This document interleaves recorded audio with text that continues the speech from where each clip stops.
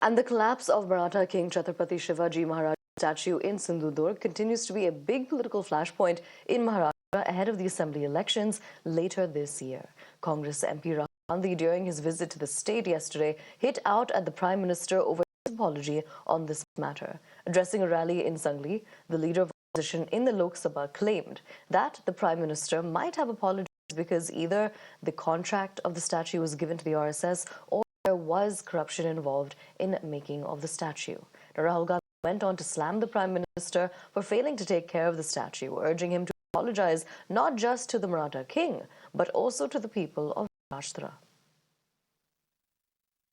यहाँ कुछ ही दिन पहले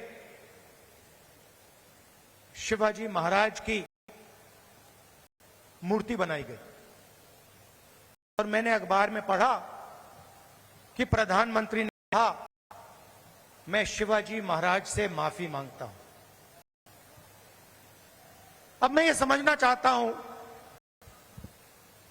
प्रधानमंत्री जी ने किस कारण माफी मांगी?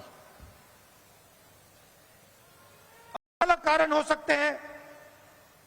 पहला कारण हो सकता है कि ये जो मूर्ति थी, इसका कॉन्ट्रैक्ट आरएसएस के एक व्यक्ति को दी गई।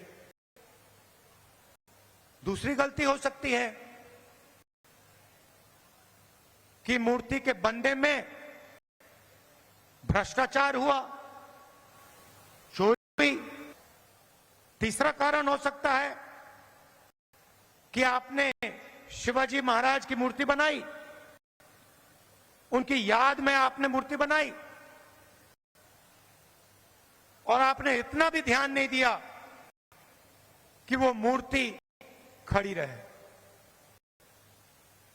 और प्रधानमंत्री को सिर्फ शिवाजी महाराज से माफी नहीं मांगनी चाहिए। अगर माफी मांग रहे हैं तो महाराष्ट्र के हर व्यक्ति से माफी मांगनी चाहिए।